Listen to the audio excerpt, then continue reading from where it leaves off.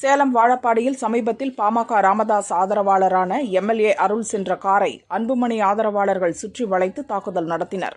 இச்சம்பவத்துக்கு பின் பாமக நிறுவனர் ராமதாஸை தைலாபுரம் வீட்டில் எம்எல்ஏ அருள் சந்தித்தார்.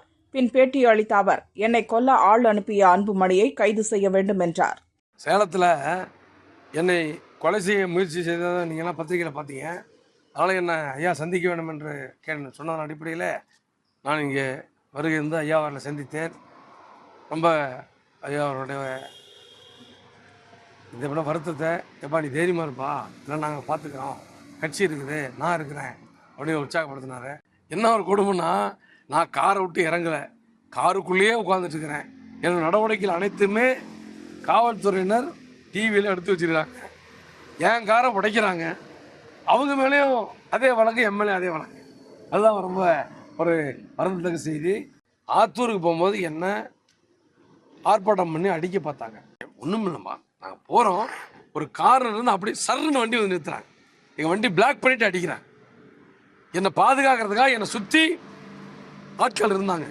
ஆனாலும் கூட அவங்க கண்ணில் அடித்த உடனே எல்லாம் சிதறி ஓடிட்டாங்க. அன்புமணியை கைது செய்ய வேண்டும். என்ன காரணம்னா, என் மீது கொலைவெறி தாக்குதலுக்காக குண்டர்களை ஏவி விட்டது. நான் பாருங்க, இந்த பையன் இவன் கத்தி எடுத்துகிட்டு வரான் என்னை வெட்டுறதுக்கு. கத்தி பாருங்க, கத்தி எடுத்துகிட்டு வரான் என்னை வெட்டுறதுக்கு. இப்போ இன்னொருத்தன் இந்த லாரி பட்டை என் காருக்கு முன்னாடி பாருங்க. இன்னொருத்தன் இந்த பாரு, இதே தான் ஒவ்வொன்றும் கல் எடுத்து என் காரில் போடுறான் பாருங்க. பட்டம் போட்டு கல் எடுத்து என் காரில் போடுறான். இன்னொன்று இரும்பு ராடு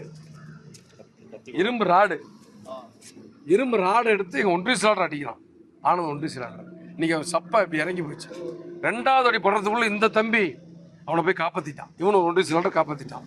இன்னொன்று அதோட கொடுமை, நான் உட்காந்துட்டு இருக்கிற காரு என் கார் மேல ஒரு பொறுப்பாளர் கல் எடுத்து அடிக்கிறான். எவ்வளவு பெரிய கல் பாருங்க.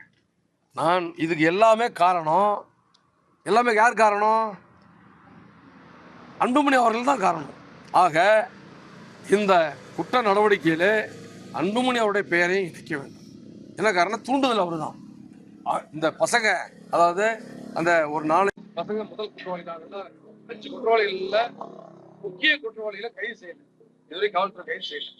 அவர்களை கைது செய்ய நம்புகிறோம். விரைவில் கைது செய்ய நம்புகிறோம்.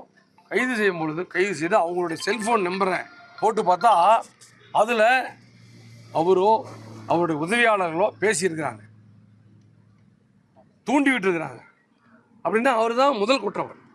யார் என்ன தாக்குறாங்களோ தாக்கணுங்களே சொல்கிறாங்க, அண்ணா அன்புமணி தான் உன்னை கொல்ல சொன்னாருன்னு சொல்கிறாங்க.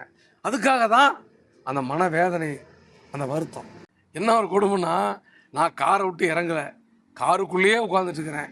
என்னோட நடவடிக்கைகள் அனைத்துமே காவல்துறையினர் டிவியில் எடுத்து வச்சுருக்காங்க. என் காரை உடைக்கிறாங்க, அவங்க மேலேயும் அதே வழக்கு, எம்எல்ஏ அதே வழக்கு.